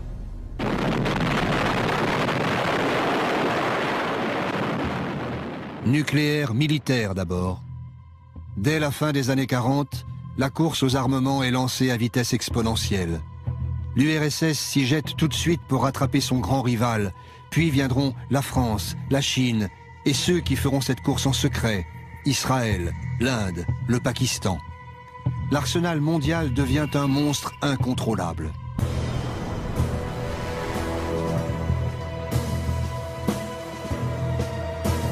Et le progrès, ce sont aussi ces nouvelles centrales qui apportent à de nombreux pays l'énergie miraculeuse, inépuisable et sans danger. Avec l'aide de son ancien ennemi, les États-Unis, le Japon est devenu le 3e producteur mondial d'énergie nucléaire. Mais Fukushima le replonge brutalement dans le cauchemar atomique. À Hiroshima, l'ancien ABCC sert désormais de référence internationale pour les normes de protection contre la radioactivité.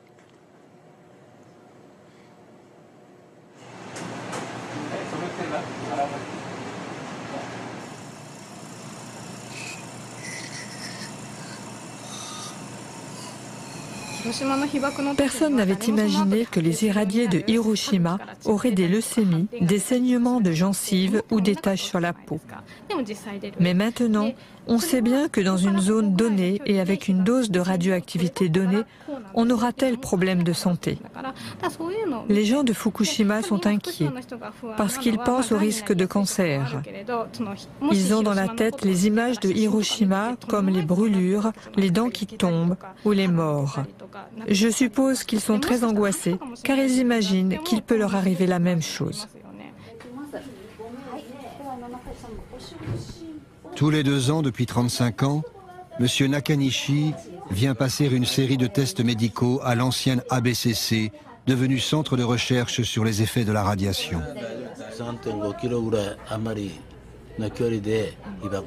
Ma mère m'a dit que j'étais à un peu plus de 3 km de l'épicentre au moment de l'explosion. J'avais 3 ans. Elle m'a raconté que j'étais dehors et que j'ai été irradié. Un peu plus tard, j'ai perdu tous mes cheveux. Quand j'étais à l'école primaire, des copains de classe sont morts de leucémie. J'ai pensé que ça pouvait m'arriver à moi aussi. Mais à 20 ans, ce qui m'a choqué le plus, c'était la mort d'un ami de mon âge. Ça m'a fait très peur. On peut mourir de la bombe atomique plus de 20 ans après.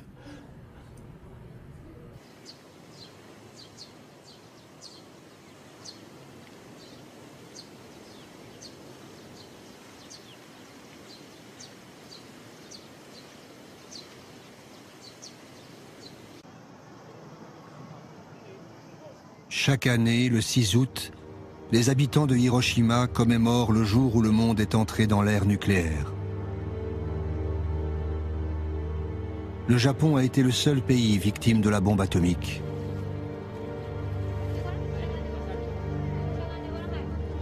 À Hiroshima, comme à Nagasaki, des lanternes en papier sont déposées sur l'eau de la rivière pour apaiser les âmes des disparus.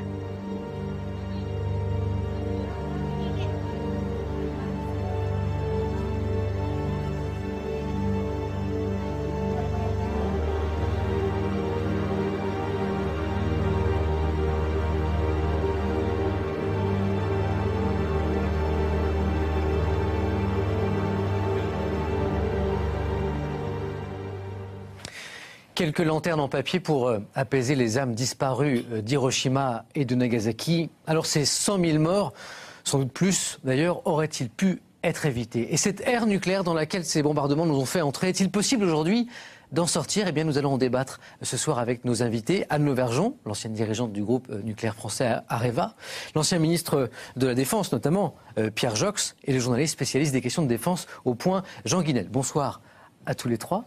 Merci de nous avoir rejoints. Pierre Jox, utiliser ces deux bombes contre des populations majoritairement civiles, est-ce que c'est un crime de guerre? Est-ce que c'est un crime contre l'humanité? C'est un crime contre l'humanité, un crime de guerre qui a été commis dans des circonstances exceptionnelles. Ce qui est spectaculaire dans l'affaire de Hiroshima, c'est sans doute qu'elle était inutile du point de vue du conflit en cours. Et à Nagasaki, a fortiori, d'ailleurs c'est pas la même bombe comme votre film très intéressant le montre très bien. La deuxième, celle de Nagasaki, est clairement de l'expérimentation militaire. Ce qui est très intéressant dans ce film, et dont j'ai entendu parler quand j'étais enfant ou adolescent, parce que moi j'ai connu le choc incroyable quand on a appris la bombe atomique. La guerre était finie avec l'Allemagne. Les Allemands s'étaient rendus le 8 mai. On est au mois d'août, on apprend cette histoire. Et très vite, on apprend qu'il y avait des dizaines de milliers de morts. Et on a cru qu'il allait y avoir une troisième bombe, ou une quatrième. Quel a été le sentiment, justement, autour de vous? L'horreur. L'horreur, parce que tout le monde pensait que... Tout le monde savait que la guerre était finie, que les Japonais... Il est vrai, on connaissait mal à l'époque la guerre du Pacifique. On connaissait bien la guerre d'Europe. Il est vrai que les Américains ont eu des campagnes très dures dans le Pacifique. Ils ont eu beaucoup de morts. Avec donc l'argument qu'il fallait terminer la guerre est un argument qui n'est pas irrecevable. Mais de toute façon, le problème moral problématique, il est posé à tout moment jusqu'à nos jours. Moi, j'ai été ministre de la Défense. Vous savez, quand on m'a emmené la première journée voir les plans de frappe... C'est-à-dire les villes, les cibles qui pouvaient être frappées, c'est ça, par nos missiles. Oui, mais en France, c'est le président de la République qui décide. Ouais. S'il est empêché pour une raison ou pour une autre, c'est le Premier ministre. Et après? S'il est empêché, c'est le ministre de la Défense. Donc c'était vous? Donc c'était moi, théoriquement. C'est très impressionnant, même si c'est très improbable, même si c'est presque impossible à imaginer.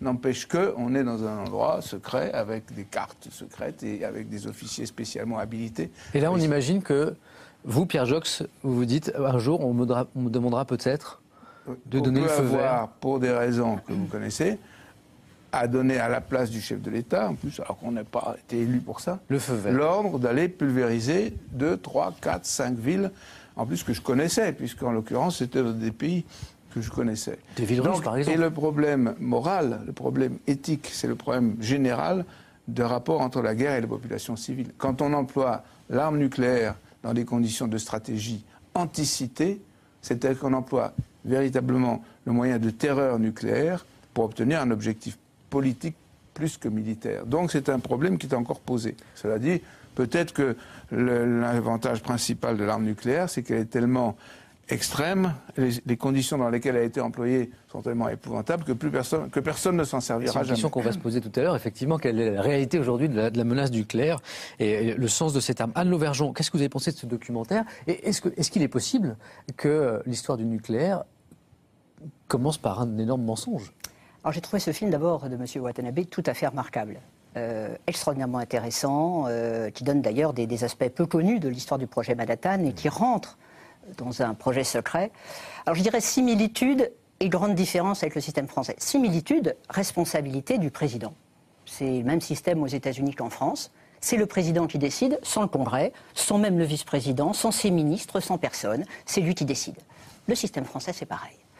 Grande différence, c'est qu'aux États-Unis, on le voit bien d'ailleurs, tout démarre par le projet Manhattan, projet secret, puisque projet militaire, qui débouche à la fin de la guerre sur le développement du nucléaire civil. D'abord le militaire, ensuite le civil. Absolument. En France, ça ne s'est pas du tout passé comme ça. C'est l'inverse. On pourrait dire, en tout cas, c'est parallèle. En 1945, création du CEA, le Commissariat d'énergie atomique, qui a pour but de s'occuper de tout le nucléaire, nucléaire civil, de toutes les utilisations, y compris potentiellement le nucléaire militaire. C'est dans le décret de démarrage. C'est pas fermé. Mais rien ne démarre pour de vrai avant deux grandes humiliations que la France a subies. La première, Dien Bien Phu, le Vietnam, et la deuxième, le canal de Suez, alors qui a été proprement nucléaire, puisque l'attaque franco-britannique s'est heurtée à un Nasser qui a fait appel à Khrouchtchev, qui a dit attendez, moi c'est comme ça, on va intervenir de manière nucléaire. Et là, la France décide de se doter de l'arme nucléaire. La France se retourne vers les États-Unis, qui disent attendez, vous êtes partis dans cette aventure sans me demander mon avis, je ne vais pas amener mes missiles pour répondre à ça. Et à ce moment-là, et c'est très intéressant parce que ça s'est passé sous la 4e République, c'est Félix Gaillard qui se lance effectivement, de manière là très secrète, en 1956, dans le nucléaire militaire. Mais on a l'impression quand même que le secret, il est au cœur de tout le nucléaire. Alors sur le projet Manhattan, sur le nucléaire militaire, c'est évident, et encore aujourd'hui, on va en parler. Sur le nucléaire civil, eh bien, régulièrement, les populations ont l'impression qu'on leur ment. Mais vous avez raison historiquement, alors pas qu'on leur ment, mais vous avez historiquement tout à fait raison. Et effectivement, le nucléaire civil s'est développé dans la même culture du secret, ce que j'ai toujours trouvé personnellement non seulement complètement daté, mais totalement inutile et même destructeur. Et ça a changé, ça? Ah oui, profondément. Enfin, chez Areva, je dois dire qu'on a ouvert les portes et les fenêtres, et, on a mis des webcams, tout le monde a le droit de savoir. Alors, le nucléaire civil, c'est très différent du nucléaire militaire. On peut comprendre que quand on parle de défense nationale, effectivement, la problématique du secret soit différente. On a déjà effleuré la question tout à l'heure. Après la guerre, l'arme nucléaire est développée par d'autres pays. L'Union soviétique, la Grande-Bretagne, la Chine, la France. On est entré dans l'ère nucléaire, on est entré dans l'ère de la dissuasion. Aujourd'hui, est-ce que la bombe atomique est toujours une arme de dissuasion? À quoi sert-elle aujourd'hui? À quoi servent les arsenaux? Et notre arsenal en France, Pierre Joxe, ça sert à quoi la bombe atomique? Nous avons modifié notre arsenal, puisque une des composantes, on dit terrestres, c'était d'énormes fusées enterrées dans les montagnes. Le plateau d'Albion? Oui. Nous avons deux composantes, c'est nous avons des sous-marins qui sont capables de lancer des fusées. Et puis nous avons une flotte d'avions qui peuvent après s'alimenter. Donc c'est très compliqué. L'hypothèse française n'est absolument pas de déclencher une guerre nucléaire. La force de dissuasion française, elle est faite uniquement, elle n'a de signification que pour faire peser une menace terrible sur un agresseur potentiel. Mais ça, c'est le paradoxe ultime de l'arme nucléaire, c'est qu'en fait, c'est une arme qui ne doit pas servir. C'est une arme qui ne doit pas servir, mais qui peut servir. C'est une arme qu'on peut utiliser devant une menace ou la certitude d'une agression terrible. Toute autre puissance au monde, n'importe laquelle, De Gaulle disait tous azimuts. Alors ça faisait fantasmer certains. Ouais. Tous azimuts, ça veut dire que là, si je vous demande quelle cible, vous allez me dire qu'il n'y a pas de cible. Tous azimuts. Je ne peux pas vous répondre. Il y en a plusieurs. Et c'est interdit d'en parler. Mais quand vous étiez en charge, les cibles, elles étaient définies. Oui. Vous pouvez nous dire quelles étaient ces cibles? Mais si vous dites la dissuasion n'a plus de sens. Bien sûr que non, je ne vous le dirai pas. La dissuasion n'a plus de sens. Tous azimuts. Bon, et ça vise qui? Ça vise personne ou ça vise tout le monde. Quiconque voudrait attaquer la France, par exemple, s'expose au risque de quoi? De voir 1, 2, 3, 4, 5 villes ou agglomérations ou sites importants complètement détruits. Quand on est ministre de la Défense en France, on est le ministre d'un président de la République qui a une arme nucléaire. On est le ministre qui, hypothétiquement...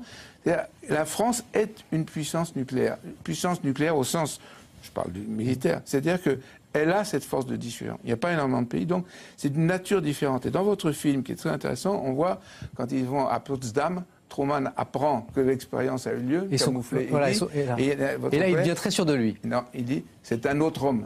Ouais, c'est ça. C'est un autre homme. Évidemment, il a toute la puissance du feu nucléaire derrière lui, ça change tout. Il a quelque chose que personne d'autre n'a à ce moment-là.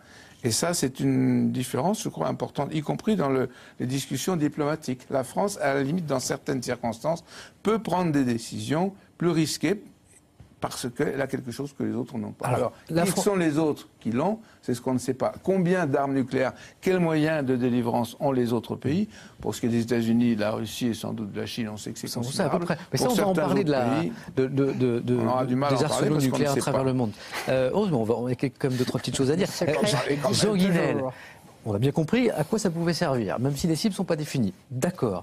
Les arsenaux sont très importants. En France, il l'est encore aujourd'hui. Je crois que le coût d'entretien approximatif de nos têtes nucléaires en France, c'est 3 à 4 milliards d'euros par an. C'est 20% du budget d'équipement de la défense. Est-ce qu'on a besoin? Est-ce qu'on a besoin de cet arsenal-là pour remplir cette mission-là? Est-ce qu'on a vraiment besoin de toutes ces bombes atomiques? Écoutez, il n'y a pas de débat dans le pays là-dessus. C'est-à-dire, alors on peut regretter qu'il n'y ait pas de débat, mais il n'y a pas de contestation de ça. C'est-à-dire, personne ne descend dans la rue pour dire que ça coûte trop cher ou qu'il ne faut pas le faire. Donc, je crois que la question du coût de la dissuasion, ce que j'ai envie de dire, c'est que s'il n'y avait pas la dissuasion, la défense coûterait plus cher, parce qu'il faudrait d'autres choses. Il faudrait renforcer comme dans toutes les grandes thématiques, la question n'est pas celle du prix. Si on pose ces questions-là, c'est qu'on ne peut pas se le payer. Je crois que la France peut se payer la dissuasion, que la dissuasion, c'est une forme d'assurance tout risque. Il ne peut rien arriver objectivement. Personne au monde ne peut prendre le risque de ce que la France avait vécu 3 fois en moins d'un siècle, c'est-à-dire une invasion de son territoire. 1870, 1914, 1940, c'était des choses totalement insupportables. Et il y a eu un consensus dans la classe politique, dans la 4e République jusqu'à De Gaulle. Plus jamais ça. Plus jamais ça. Et ça, et la bombe atomique le garantit. Absolument. C'est l'assurance. Nous sommes des grands traumatisés quand même, il faut le dire. Enfin, même si on est dans l'histoire immédiate, on vit un siècle d'histoire, au moins. Et ce siècle d'histoire est un siècle assez Moi, j'ai bien compris, béotien que je suis de la chose nucléaire. Pierre Jox. Personnellement, je suis contre l'arme nucléaire. Je considère qu'elle représente un problème moral terrible. Mais je suis pour le désarmement nucléaire. Si le mouvement historique depuis 25, 30 ans, 40 ans avait été dans le sens d'un contrôle réel des armements, d'une diminution des armements, je serais pour que la France aille dans cette voie. Mais malheureusement, nous ne sommes pas dans ce genre de mouvement. Nous sommes dans un mouvement inverse. Et dans ces conditions-là... Il y a eu tous ces accords internationaux, notamment américains. Pas la réalité des armements nucléaires. START, etc., mais qui sont finalement assez... C'est assez à la marge. Ouais. L'initiative qu'ont prise Sam Nunn, Kissinger, etc., qui est très intéressante, qui consiste à dire... c'est 0 arme nucléaire le but. Alors après, c'est quel chemin? C'est-à-dire, est-ce qu'on commence par commencer sur les 2 super grands, plus le 3e, la Chine, qui diminuerait significativement avant que les plus petits, France, Grande-Bretagne, arrivent aussi à diminuer, ou alors tout le monde y va en même temps. Bon, c'est un sujet qui n'est pas... Mais je pense qu'effectivement, moi, comme Pierre Jox, je pense que le but, c'est le désarmement général. Le président Obama, tout près de nous, récemment a reçu le prix Nobel de la paix pour un discours très clair où il disait mon objectif, c'est nucléaire zéro. Oui, c'est la disparition de l'arme nucléaire. C'est la reprise de Sam Nunn, Kissinger et autres. C'est un discours pour le discours ou est-ce que c'est une vraie volonté politique? C'est magnifique le prix Nobel. Mais le désarmement, donc c'est un discours mieux. pour le discours. Il faut trouver les voies et moyens. Je pense que c'est un homme convaincu et honnête qui pense ça. Maintenant, dans quelles conditions ça sera réalisé et par qui et dans quel délai? Et comment et par quel chemin? Vous avez cité 4 pays, mais il y a l'Inde, le Pakistan, Israël, on ne sait pas en vérité. Et puis, alors il y a les pays qui l'ont et qui le disent, les pays qui l'ont et qui le disent pas. Il y a ceux qui cherchent à l'avoir par tous les moyens. Il y a ceux on pense qu'ils l'ont. Jean Guinel, question naïve, excusez-moi. Quelle est la probabilité aujourd'hui d'un conflit nucléaire? Si vous deviez désigner un pays dans le monde susceptible d'utiliser un jour sa bombe aujourd'hui, ce serait lequel? Mais un pays qui possède la bombe ne peut pas l'utiliser. Pourquoi? Mais parce qu'il est pulvérisé dans l'heure.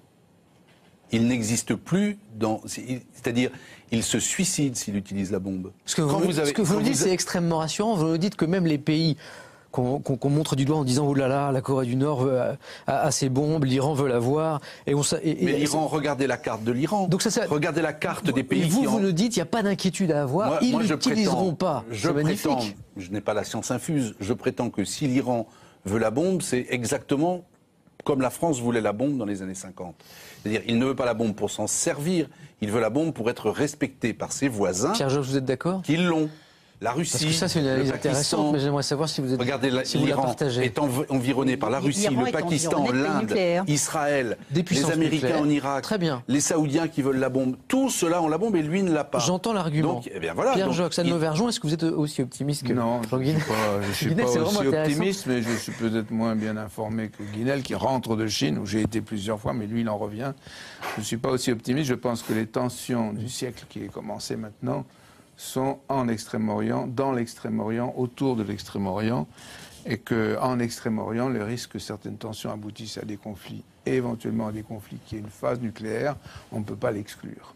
C'est une des raisons pour lesquelles je pense d'ailleurs que la France doit garder, sa capacité. On peut constater que ça fait 66 ans que 2 bombes atomiques ont explosé et il n'y en a pas eu d'autres depuis. Alors effectivement, on peut considérer qu'on s'est installé dans un espèce de système où chacun se regarde, ou bien on peut être beaucoup plus pessimiste en disant un jour, il y en a un dingue, qui fera n'importe quoi. Puisqu'on parle de dingue, Anne Lauvergeon, j'ai une autre question sur le risque du terrorisme nucléaire. Est-ce que ce risque existe? Est-ce qu'on peut imaginer un jour un 11 septembre atomique, nucléaire, un groupe terroriste qui arriverait à obtenir... Juste avant de vous répondre, je voudrais peut-être dire quelque chose qui est assez peu connu, mais c'est qu'entre nucléaire civil et nucléaire militaire, les deux branches se sont totalement séparées. C'est-à-dire que quand on voit des pays qui ont développé des bombes nucléaires, ils ne l'ont pas fait à partir du nucléaire civil. Alors, sur le terrorisme... On peut se servir dans les anciennes républiques d'Europe de l'Est, par exemple, où on sait que le matériel nucléaire a été disséminé. Parfois, on fait des relevés, on se rend compte que beaucoup de choses manquent. Est-ce que c'est possible? D'abord, il faut bien voir que là, on parle du nucléaire civil, c'est-à-dire pour faire de l'électricité. Le nucléaire militaire, il y a un troisième type de nucléaire. C'est le nucléaire médical, qui s'est formidablement développé. Tout le monde presque dans nos pays, fait un jour ou l'autre un scanner, de la RMN, tout ça c'est du nucléaire. Traitement des cancers. Donc il y a des endroits où il y a du nucléaire qui sont maintenant extrêmement variés. Des hôpitaux, des centres. Est-ce qu'un jour, effectivement, il peut y avoir une utilisation terroriste de ces moyens? Alors, aller piquer une bombe nucléaire, ça paraît quand même très compliqué, sauf dans des pays qui pourraient être politiquement instables et où effectivement celui qui contrôle cette bombe puisse en faire des choses. Sur le nucléaire civil, c'est très complexe. Et aller récupérer des matières, alors on a beaucoup craint au moment effectivement de l'effondrement de l'URSS que certains puissent avoir l'intention de vendre soit des matériaux, soit des technologies dangereuses. Un réseau a été démantelé en Moldavie avec un trafic de ça peut vouloir dire utiliser des produits radioactifs sous forme en quelque sorte d'empoisonnement. Faire une bombe sale, c'est ce qu'on appelle une bombe sale, non ? Faire une bombe, ça suppose organiser de façon suffisamment technique une masse critique pour provoquer une explosion. Ça paraît très compliqué, très difficile, mais c'est peut-être plus compliqué Mais c'était quand même assez compliqué de former un certain nombre de pilotes pour s'emparer du contrôle de 4 avions de ligne intercontinentaux, pour en prendre le contrôle et les envoyer sur des cibles comme ce qui s'est passé aux États-Unis. Donc, en termes d'imagination, de capacité d'organisation et de moyens financiers, il vaut mieux tout surveiller. Mais en commençant par les aéroclubs ou les gens qui apprennent à piloter en disant que ça ne les intéresse pas d'atterrir. Parce que vous avez été ministre de la Défense, vous avez été aussi ministre de l'Intérieur. Est-ce que cette menace que j'évoque, la menace terroriste nucléaire, est-ce que vous avez eu à l'envisager? Toujours, on envisage beaucoup de menaces terroristes peu connues, comme les empoisonnements. On n'en parle pas, mais on s'en occupe beaucoup. Et d'ailleurs, à la limite, c'est ça le paradoxe, c'est qu'il vaut mieux pas trop en parler. C'est pas la peine non plus quand on parle de bombes sales, par exemple. C'est vrai que quand on connaît un tout petit peu les matières radioactives, tout ça, ça peut donner des idées, mais c'est pas la peine de les publier. Jean Guinel, cette menace... Je suis assez d'accord avec ça. Je pense que la menace fantasmagorique de l'apprenti sorcier qui fabrique une bombe atomique dans sa cuisine, comme dans la chanson, on oublie, ça c'est pas sérieux. L'utilisation de déchets nucléaires, par exemple des déchets médicaux, avec des pains d'explosifs autour et qu'on fait péter place de la Concorde, ça c'est pas totalement impossible, c'est pas toujours très bien contrôlé, il y en a partout. Voilà, ça c'est un risque. L'idée qu'on puisse voler une bombe pour la faire exploser comme dans les 5 cavaliers de l'Apocalypse, je crois pas. Une dernière chose avant de nous quitter. Hiroshima nous a donc fait entrer dans l'ère du nucléaire il y a 67 ans. Est-ce qu'on peut espérer un jour, j'évoquais tout à l'heure le discours d'Obama qui appelait la construction d'un monde sans armes nucléaires. Pierre Jox, vous avez commencé à évoquer cette question tout à l'heure. À quelles conditions on pourrait obtenir ce monde sans armes nucléaires, s'il est souhaitable? Vous semblez dire grands philosophes qui ont écrit des traités de paix perpétuelle, le problème du désarmement est compliqué. Plus la technologie offre des possibilités, et plus je pense que ce n'est pas un problème technologique, c'est un problème politique. C'est d'où viennent les conflits, de tensions internationales, de tensions sociales. Toute technologie utilisable à des fins militaires a été, est et sera utilisée pour avoir une capacité militaire. Et ce sera le mot de la fin pour aujourd'hui. Merci à tous les trois de nous avoir rejoints pour ce débat. Merci à vous d'avoir été avec nous ce soir pour ce nouveau numéro d'Histoire immédiate. On va se retrouver le 16 novembre avec un nouveau documentaire, La folle histoire des présidentielles. Dans un instant, le soir 3, Patricia Loison, très bonne fin de soirée. Prenez soin de vous et des autres.